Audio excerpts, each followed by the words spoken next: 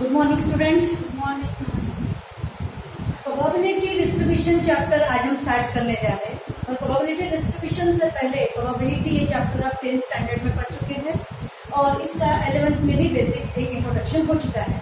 तो 11th में pure आपको प्रोबेबिलिटीज ही है, प्रोबेबिलिटीज के concept, conditional probability, simple probability, Bayes theorem पर डिपेंड प्रोबेबिलिटी। अब हम प्रोबेबिलिटी को एडवांस में जाकर प्रोबेबिलिटी डिस्ट्रीब्यूशन, तो किसका डिस्ट्रीब्यूशन, कैसा डिस्ट्रीब्यूशन, ये सारी चीजें इस चैप्टर में पढ़ने जा रहे हैं। तो देखो स्टूडेंट, यहाँ पर सबसे पहला कंसेप्ट जो डेफिनेशन है वो हम देखने जा रहे हैं, random variable. What is this? It is a function associating a real number with each outcome of a sample space S of a random experiment and it is denoted by x। Function में आप जानते हो ना, f of, g of, h of बोलते कि नहीं? तो ऐसा ये भी फंक्शन कैसा बनेगा, x ऑफ। ओके, तो x ऑफ व्हाट? तो function associated with a real number, जैसे x of 1, x of 0, x of 2 like this. तो ये 0, 1, 2, 3 कहाँ से लेंगे? तो दे आर द नंबर्स, क्या बोल रहे हैं अपन, ड्यूरिंग रैंडम एक्सपेरिमेंट से जो सैंपल स्पेस आएगा उसके आउटकम से रिलेटेड आपको वो फंक्शन का जो रैंडम वेरिएबल आप लेंगे। एक एग्जांपल, कॉइन को अगर मैंने 2 बार टॉस किया, अ coin is tossed 2 times, sample space में क्या आएगा, HH, HT, TH, TT, 4 points आएंगे, ये बनेगा सैंपल स्पेस।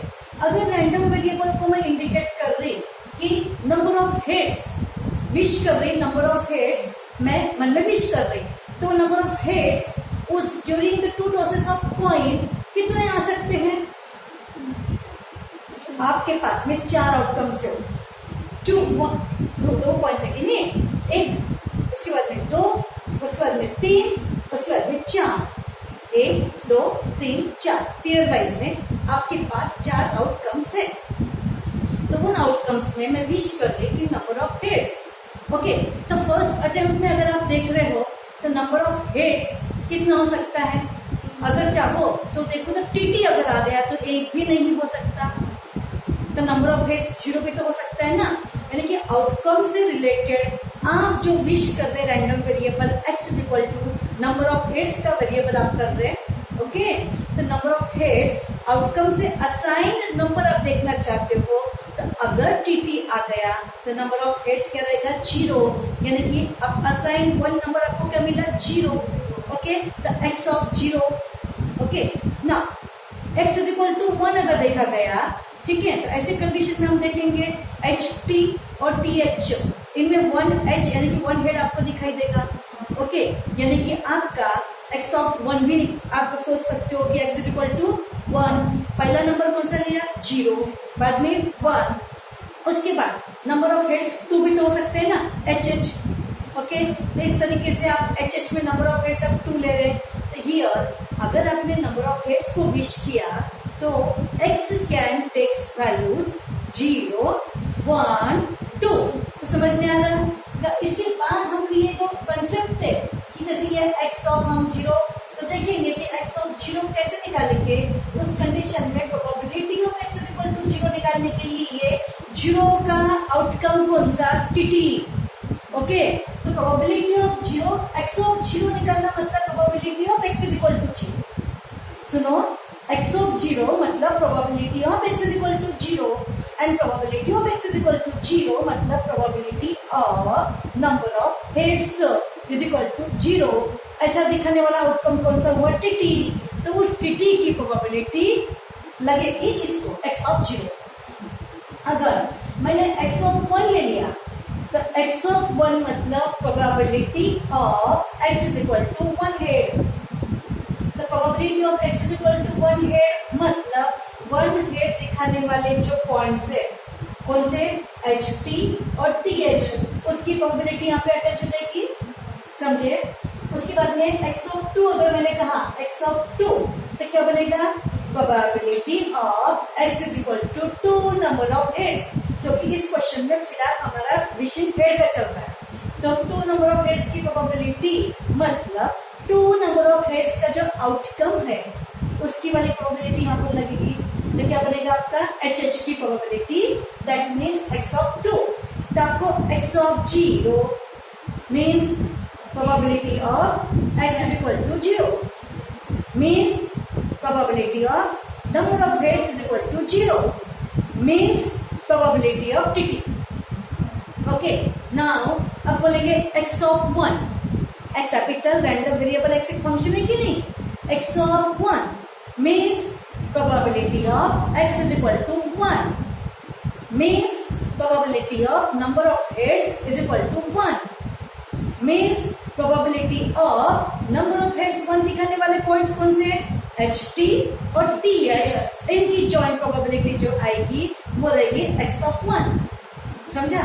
और x of 2 मतलब क्या होगा, x of 2 means probability of x is equal to 2, random variable x is equal to 2 means probability of x has a number of heads is equal to 2, तो number of heads 2 दिखाने वाला outcome कौन सा, HH, तो probability of HH, समझे। तो ये किससे जुड़ेगा, x of 0, x of 1, x of 2 से क्या जुड़ रहा है, प्रोबेबिलिटीज जुड़ रही है, समझे।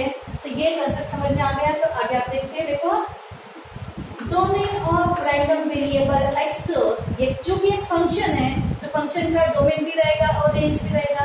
तो फिर domain of random variable x is a sample space S, जो आप एक्सपेरिमेंट कर रहे हो उसके दौरान जो सैंपल स्पेस आपका मिलेगा वो रहेगा उसका डोमेन। ओके, उसके उसी के कंसिडरेशन में आउटकम्स आप ढूंढोगे कि नहीं, तो मतलब किसका रैंडम वेरिएबल x of 0 का आंसर क्या आएगा, x of 1 का क्या आएगा। तो इसके लिए पहले अपन डोमेन से आउटकम को लेते हैं और उसके अकॉर्डिंग x of का आउटकम क्या होगा वो अपन देखते हैं, समझ में आ रहा है। तो इस तरीके से ये डोमेन रहेगा एंड कोडोमेन या फिर range of random variable x, that means the function x is the set of real values taken by x। मतलब अभी जो आंसर आएगा ना x इज इक्वल टू, देखो आपने क्या लिया, 0 लिया, 1 ले लिया, 2 ले लिया, तो ये क्या हुआ आपका कोडोमेन या रेंज बोल सकते हैं आप। x है 0 1 2 ले लिया तो क्या हो गया रेंज। तो 0 1 2 भी तो कहाँ से है आपका, रियल नंबर से ही है ना, तो इसलिए उन्होंने एक प्रकार से रियल नंबर का वो बोल दिया is the set of real values, जो भी है और ऑल रियल बोल दिया तो हम कोडोमेन बोलेंगे, उसमें से perfect x can takes value जो लेगा वो रहेगा रेंज। जैसे इस क्वेश्चन में 2 टॉसेस ऑफ कॉइन में 0 1 2, ये क्या बनेगा रेंज, तो वो रियल नंबर्स में से हुआ ना, तो कोडोमेन क्या रहेगा रियल नंबर्स और रेंज क्या रहा उसमें से 0 1 2, इस क्वेश्चन के लिए जो अभी अपने एग्जाम्पल में हम डिस्कस किए। ओके, तो अब इसी को इस फंक्शन की लैंग्वेज में कैसे लिख सकते, ध्यान रखो इधर कि दिस फंक्शन x इज कैसा, आपको पता है ना डोमेन से कोडोमेन दिखाया जाता है, तो डोमेन मतलब सैंपल स्पेस, कोडोमेन मतलब रियल नंबर, और इसमें से जो वैल्यू x लेगा ओके वो रहेगा रेंज, ठीक है। तो ये s से आम की तरफ ये आपका रियल वैल्यूड फंक्शन x ऐसा लिखा जाएगा। Okay, now often we use RV instead random variable, random variable को शॉर्टकट में RV लिखा जाता है। Okay, now there are two types of random variable. Number one, discrete random variable, it is counting number, countable number of isolated values, isolated means integer। Okay, तो integral values को लेगा, समझ में आ रहा काउंटिंग। और कंटिन्यूअस रैंडम वेरिएबल मतलब it can assume all real values with in a given interval. इसका example ले सकते हैं अपन, डिस्क्रीट में हम बोल सकते हैं कि नंबर ऑफ हेड्स का भी एग्जांपल लिए आप इजीली काउंट कर सकते हैं, 0 हेड 1 हेड 2 हेड्स। ओके, आप ऐसे बोल सकते हैं कि बैटरी में कार में कितनी बैटरीज है, तो नंबर ऑफ बैटरीज भी आप काउंटिंग कर सकते हैं, तो वो भी होगा रैंडम वेरिएबल। लेकिन बैटरी का लाइफ टाइम कितना होगा ऐसा अगर कहा गया तो ये क्या रहेगा कंटिन्यूअस, वो लाइफ टाइम कितना भी हो सकता है ना, पॉइंट से बढ़ता जाएगा। ऐसे आप बहुत सारे एग्जांपल ले सकते हैं। हाइट ऑफ द पर्सन क्या रहेगा, काउंटिंग नॉट काउंटिंग, काउंटिंग में कैसा रहेगा वो आइसोलेटेड वैल्यू नहीं रहेगा, वो क्या रहेगा कोई भी रियल वैल्यू लेगा।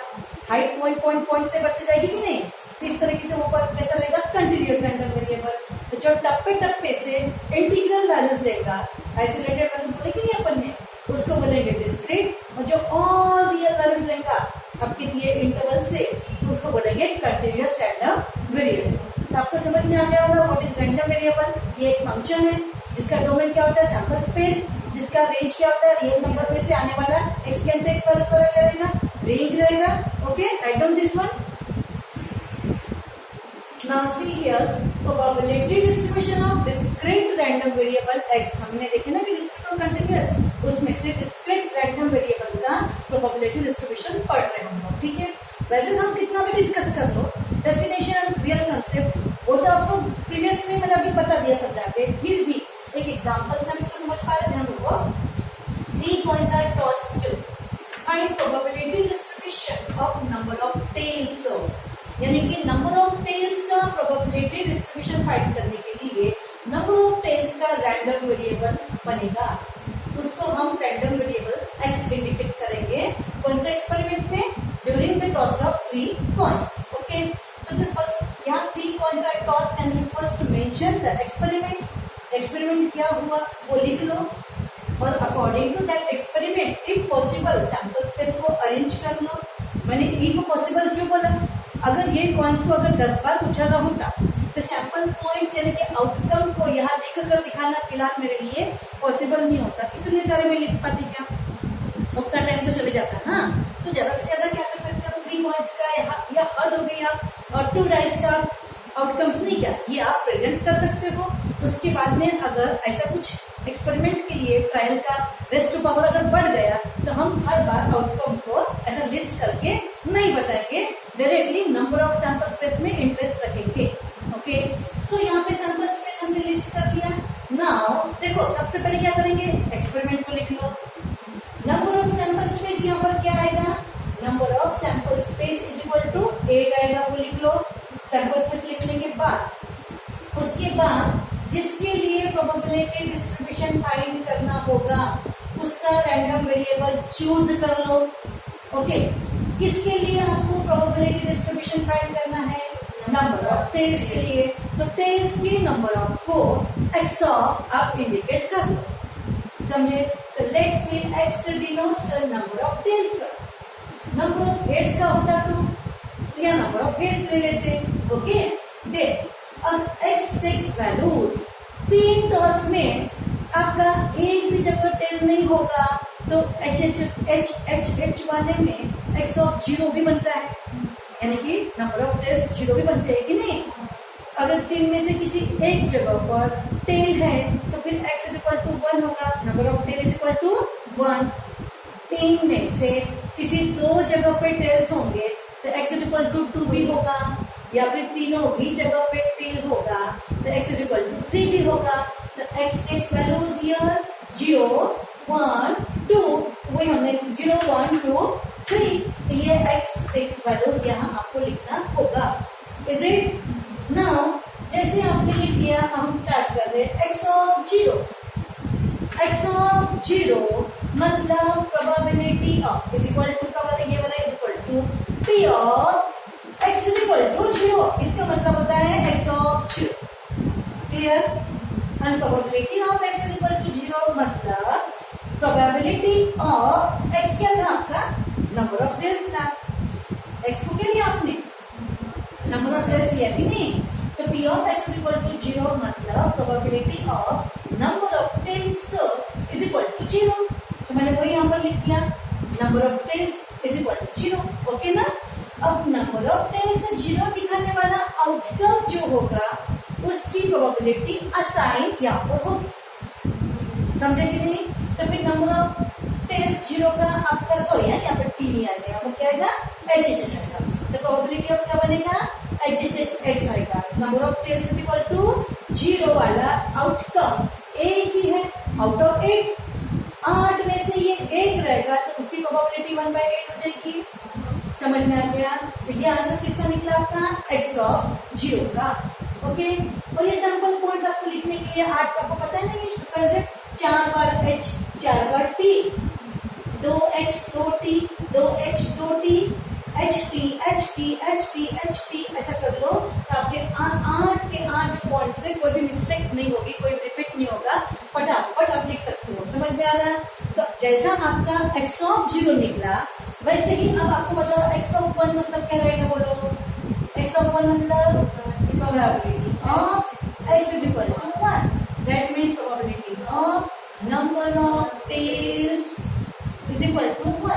That means probability of number of tails 1 होने वाले पॉइंट्स कौन से सेट के अंदर H H D H D H T H H finish, और ये प्रोबेबिलिटी के लिए राउंड ब्रैकेट कंप्लीट, ये पॉइंट्स के लिए सेट कंप्लीट, और ऐसे 3 आउट ऑफ 8 ये रहेगा आपका x of 1 का आंसर।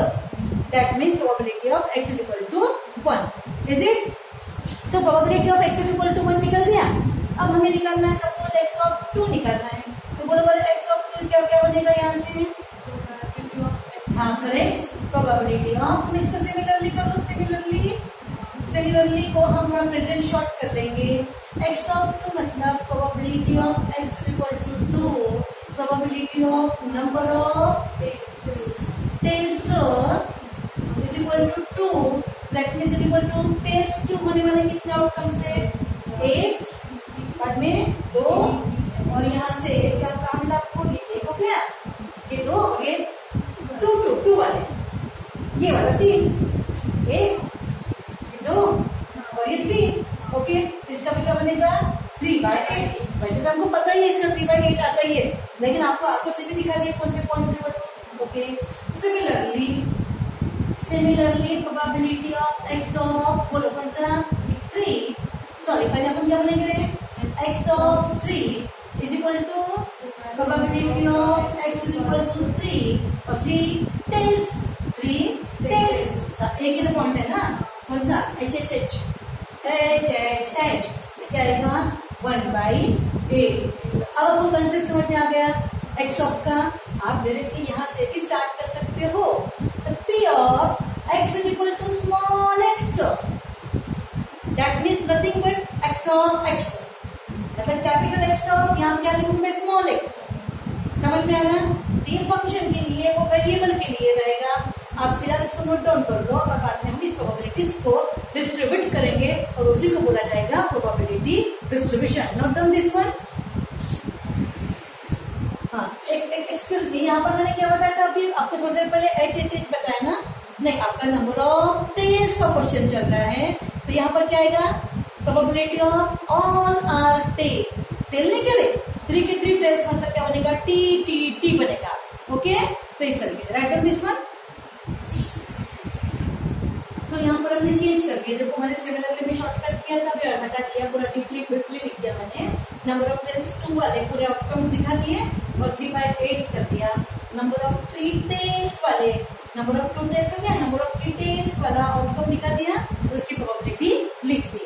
अब देखो स्टूडेंट्स यहाँ पर यही वाले जो प्रोबेबिलिटीज हमने निकाले उसी को टेबल में हम डिस्ट्रीब्यूट कर रहे हैं। देखो the probability distribution of random variable x, that means probability distribution of number of tails is given by, how to this write, देखो x is equal to, मैं यहाँ पर लिख रही xi मतलब क्या हुआ, random variable x takes the values, पहली वैल्यू 0, दूसरी वैल्यू 1, तीसरी वैल्यू 2, यानी कि first second third like this नहीं क्या, तो यहाँ पर ये xi का दिखाना, जैसे x1 यानी कि फर्स्ट वैल्यू, x2 यानी कि second value, x3 means third value. तो मतलब हमारा x1 इज इक्वल टू क्या बनेगा 0, x2 is equal to 1, x3 is equal to 2, x4 is equal to 3, जिस तरह ये आई जो दिखा रहा है just counting first second third fourth whatever जो भी होगा, लेकिन ये जो वैल्यूज दे रही है वो अलग बात हो गया, और सभी इसमें जो 1 2 3 4 दिखा रहा है काउंटिंग वो अलग चीज हो गई, क्लियर।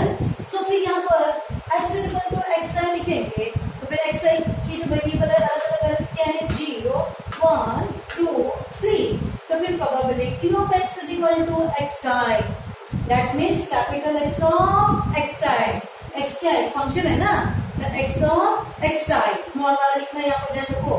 तो फिर 0 का रिलेटेड प्रोबेबिलिटी 1/8, 1 का प्रोबेबिलिटी 3/8, 2 का 3/8, 3 का 3/8, ये बन गया probability distribution of random variable x, okay. Yes 3 का क्या बनेगा 1/8, ओके।